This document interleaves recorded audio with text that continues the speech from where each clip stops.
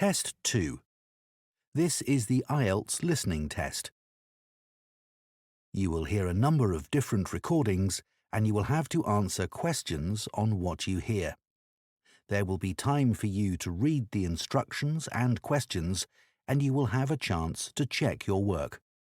All the recordings will be played once only. The test is in 4 parts. At the end of the test, you will be given 10 minutes to transfer your answers to an answer sheet. Now turn to Part 1.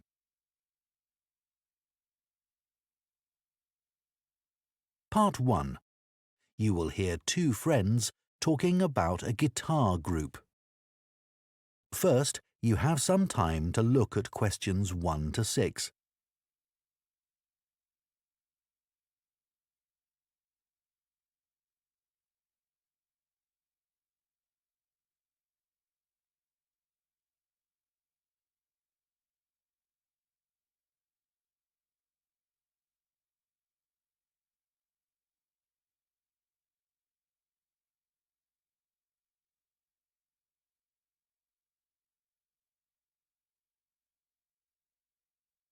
Now listen carefully and answer questions 1 to 6. Hi, Coleman. How are you? Good, thanks. I wanted to have a chat with you because our friend Josh told me that you've joined a guitar group and it sounds interesting. I'd really like to learn myself. Why don't you come along? I'm sure there's room for another person. Really? So, who runs the classes? He's called a coordinator. His name's Gary Matheson. Let me note that down. Gary... How do you spell his surname? It's Matheson.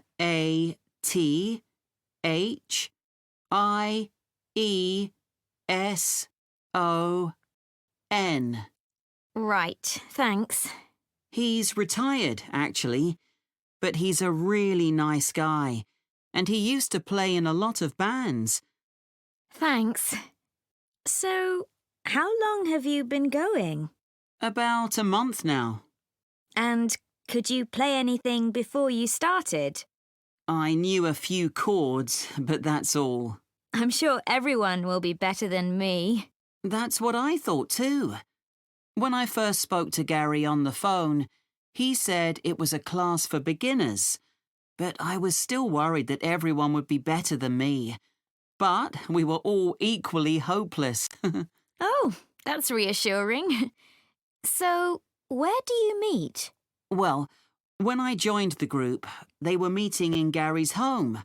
But as the group got bigger, he decided to book a room at the college in town. I prefer going there. I know that place. I used to go to tap dancing classes there when I was at secondary school. I haven't been since, though, and I can't remember what road it's in. Is it Lock Street? It's just beyond there, at the bottom of New Street, near the city roundabout. Yes, of course. The guitar club is on the first floor in room T347. Right.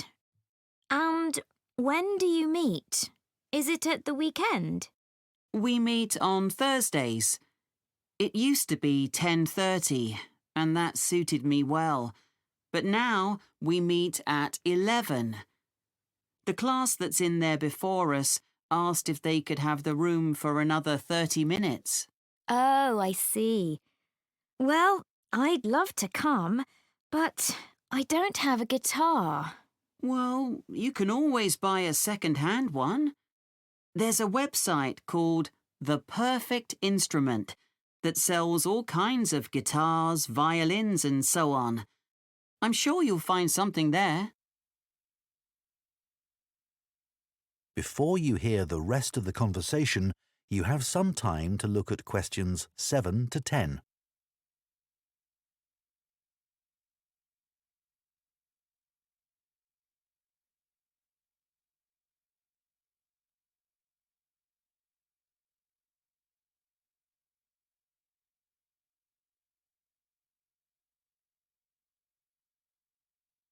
Now listen and answer questions 7 to 10.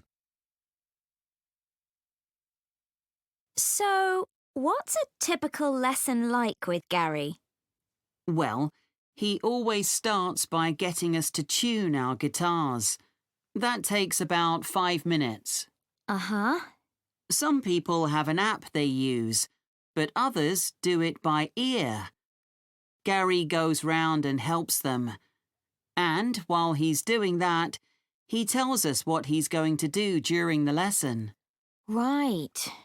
First, we usually spend about 10 minutes doing some strumming. So, is that using... Oh, what are they called? Plectrums? No, we just use our thumbs. Oh, much easier. Gary reminds us where to put our fingers for each chord, and then we play them together. Sometimes we all just start laughing because we're so bad at keeping time. So Gary starts clapping to help us. Do you learn to play any songs? Yes, we do at least one song with words and chords. I mean, that's harder than you think. Oh, I'm sure it is. That part of the lesson takes about 15 minutes. He often brings a recording of the song and plays it to us first. Then he hands out the song, and if there's a new chord in it, we practice that before we play it together, but really slowly. Do you do any finger picking? That's the last 10 minutes of the lesson, when we pick out the individual notes from a tune he's made up. It's always quite simple. That must be hard, though. Oh, it is. But people like it because they can really concentrate. And if we're all playing well, it sounds quite impressive.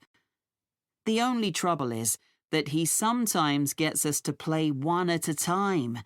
You know, alone. Oh, that's scary. It is. But I've got used to it now. At the end, he spends about 5 minutes telling us what to practice for the following week. Well, thanks, Coleman. I'll go and have a look at that website, I think. That is the end of Part 1. You now have 1 minute to check your answers to Part 1.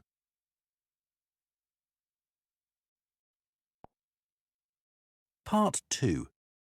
You will hear a man called David talking on the radio about his work as a lifeboat volunteer. First, you have some time to look at questions 11 to 16.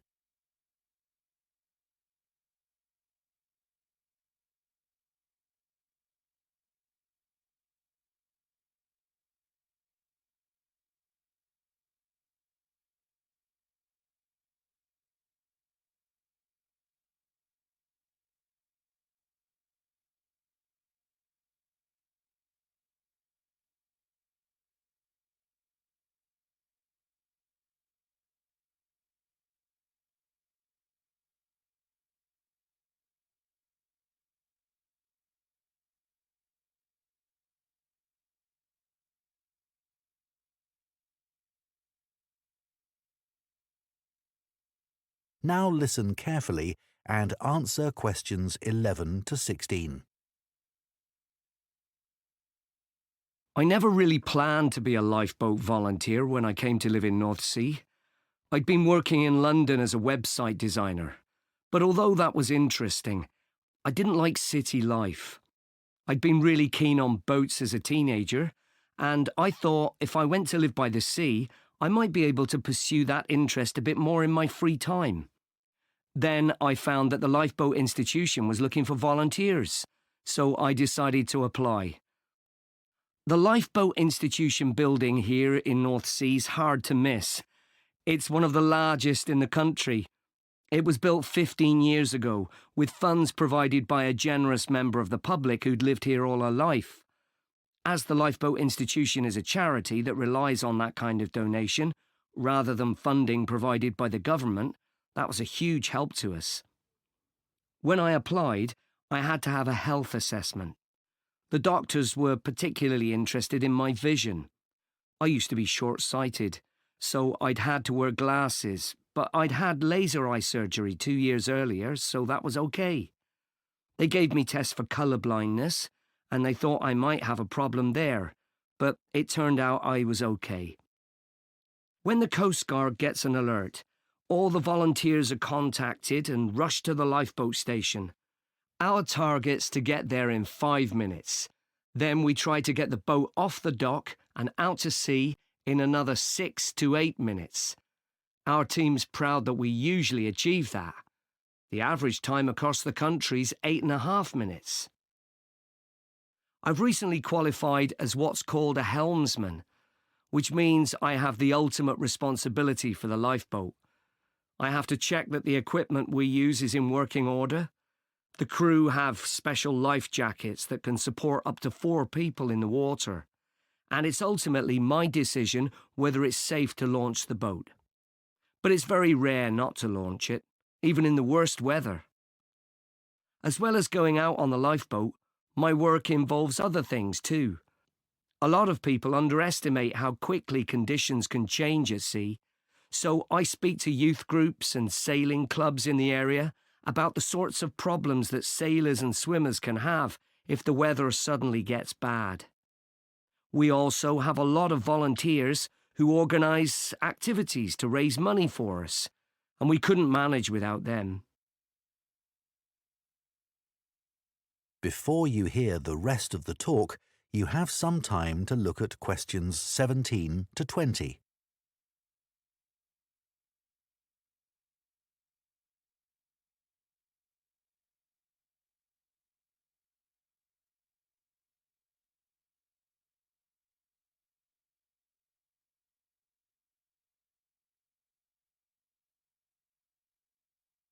Now listen and answer questions 17 to 20.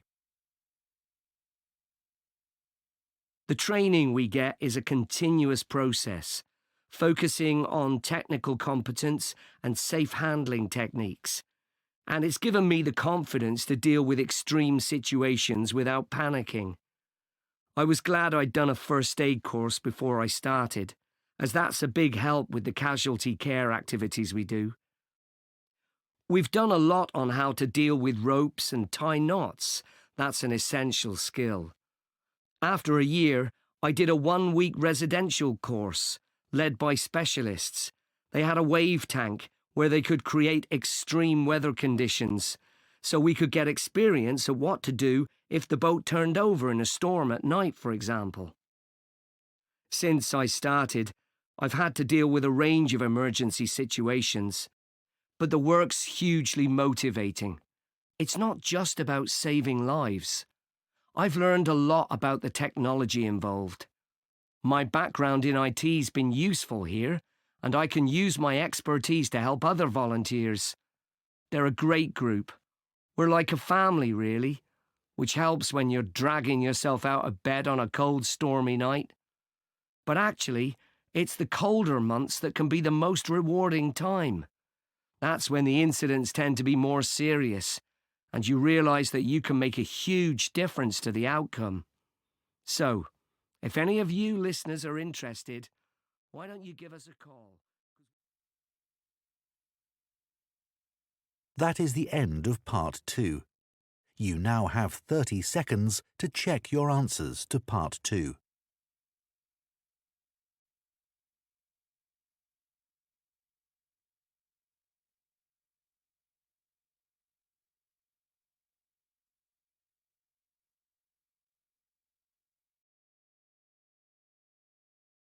Part 3.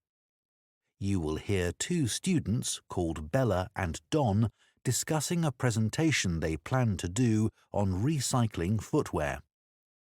First, you have some time to look at questions 21 to 24.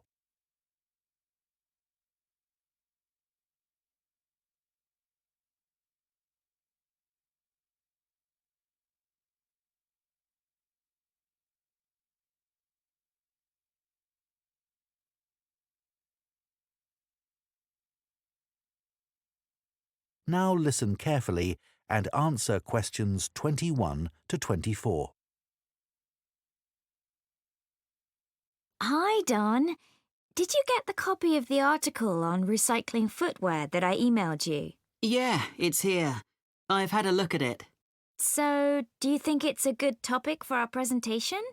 Well, before I started reading it, I thought recycling footwear. Well, although it's quite interesting, perhaps there isn't enough to say about it, because we put shoes in recycling bins. They go to charity shops, and that's about it. But there's much more to it than that. I realise that now, and I'm keen to research the topic more. That's great. One of the things I didn't realise until I read the article was just how many pairs of trainers get recycled. Well, a lot of young people wear them all the time now. They've become more popular than ordinary shoes. I know. I guess they are very hard-wearing. But don't they look a bit casual for school uniform? I don't think they're right for that. Actually, I think some of them look quite smart on pupils. Better than a scruffy old pair of shoes. So, do you keep shoes a long time? Yes, though I do tend to wear my old pairs for doing dirty jobs like cleaning my bike. I must admit, I've recycled some perfectly good shoes that haven't gone out of fashion and still fit, just because they don't look great on me anymore. That's awful, isn't it? I think it's common because there's so much choice. The article did say that recent sales of footwear have increased enormously. That didn't surprise me. No, but then it said that the amount of recycled footwear has fallen. It's 6% now, compared to a previous level of 11%. That doesn't seem to make sense. That's because not everything goes through the recycling process. Some footwear just isn't good enough to resell for one reason or another and gets rejected. Before you hear the rest of the discussion, you have some time to look at questions 25 to 30.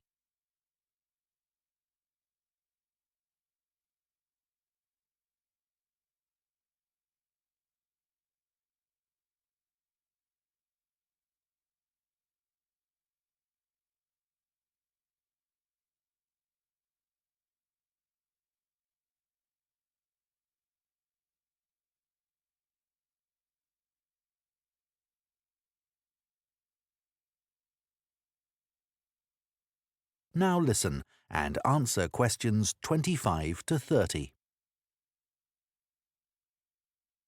So, let's find some examples in the article of footwear that was rejected for recycling.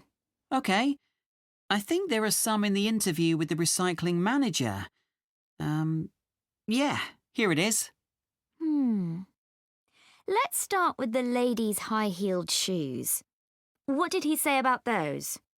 He said they were probably expensive. The material was suede and they were beige in colour. It looked like someone had only worn them once, but in a very wet field, so the heels were too stained with mud and grass to resell them. OK. And the leather ankle boots. What was wrong with them? Apparently, the heels were worn, but that wasn't the problem. One of the shoes was a much lighter shade than the other one. It had obviously been left in the sun. I suppose even second-hand shoes should look the same. Sure. Then there were the red baby shoes. Oh, yes. We're told to tie shoes together when we put them in a recycling bin, but people often don't bother. You'd think it would have been easy to find the other, but it wasn't. That was a shame because they were obviously new. The trainers were interesting. He said they looked like they'd been worn by a marathon runner. Yeah. Weren't they split? Not exactly. One of the soles was so worn under the foot that you could put your finger through it. Well, we could certainly use some of those examples in our presentation to explain why 90% of shoes that people take to recycling centres or bins get thrown into landfill. What did you think about the project his team set up to avoid this by making new shoes out of the good parts of old shoes? It sounded like a good idea. They get so many shoes. They should be able to match parts. I wasn't surprised that it failed, though. I mean, who wants to buy second-hand shoes, really? Think of all the germs you could catch. Well, people didn't refuse them for that reason, did they? It was because the pairs of shoes weren't identical. They still managed to ship them overseas, though. That's another area we need to discuss. You know, I used to consider this topic just from my own perspective, by thinking about my own recycling behaviour without looking at the bigger picture. So much happens once shoes leave the recycling area. It's not as simple as you first think. And we can show that by taking a very different approach to it. Absolutely. So let's discuss how we're going to split up the present. That is the end of Part 3. You now have 30 seconds to check your answers to Part 3. Part 4. You will hear a zoology student giving a presentation about an animal called a tardigrade. First, you have some time to look at questions 31 to 40.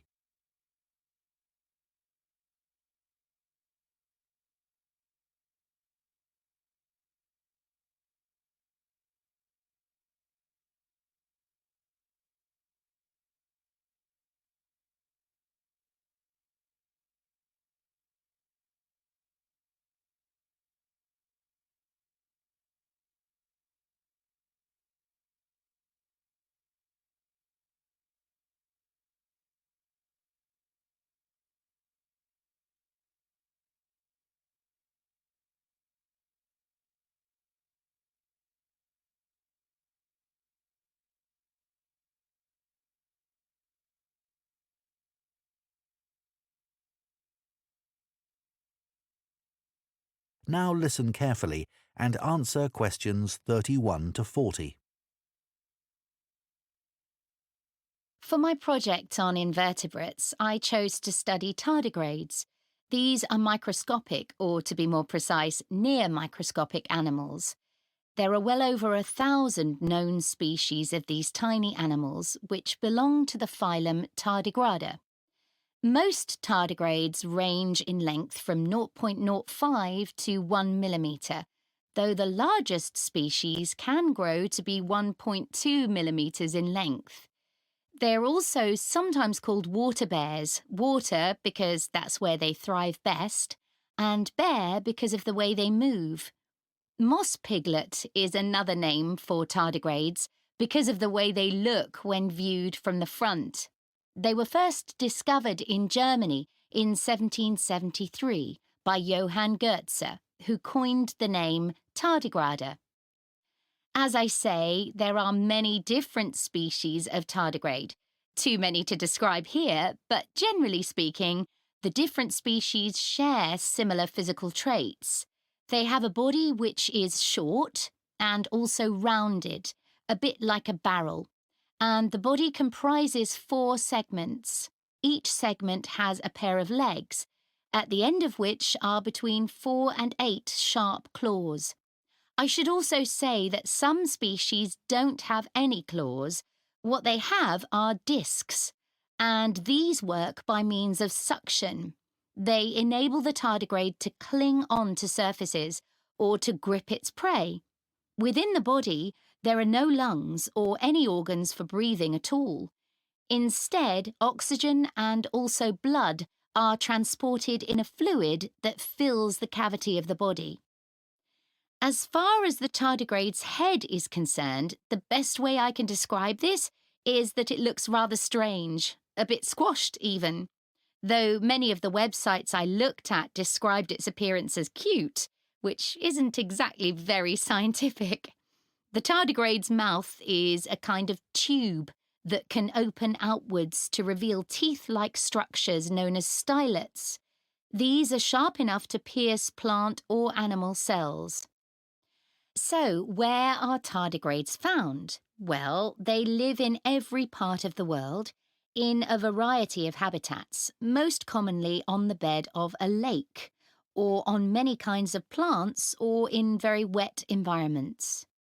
There's been some interesting research which has found that tardigrades are capable of surviving radiation and very high pressure, and they're also able to withstand temperatures as cold as -200 degrees centigrade, or highs of more than 148 degrees centigrade, which is incredibly hot.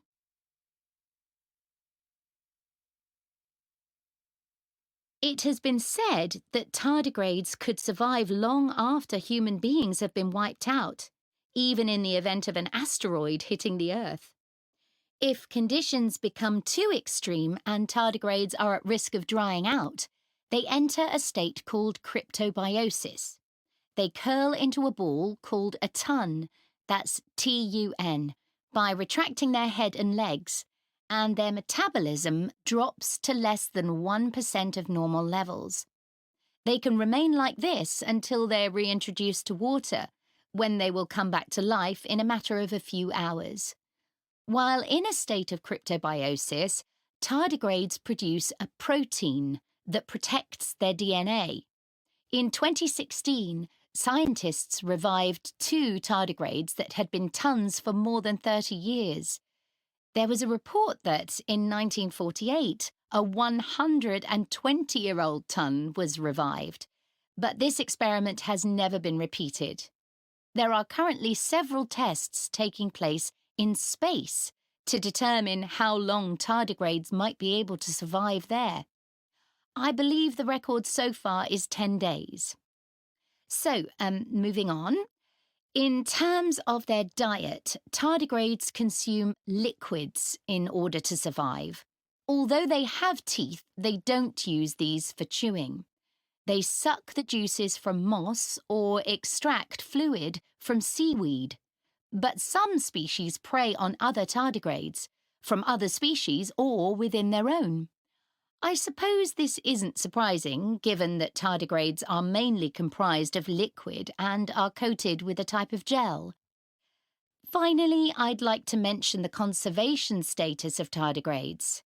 It is estimated that they have been in existence for approximately 500 million years, and in that time, they have survived 5 mass extinctions. So it will probably come as no surprise to you that tardigrades have not been evaluated by the International Union for Conservation of Nature and are not on any endangered list. Some researchers have described them as thriving. Does anyone have any questions they'd like to ask? That is the end of Part 4. You now have 1 minute to check your answers to Part 4.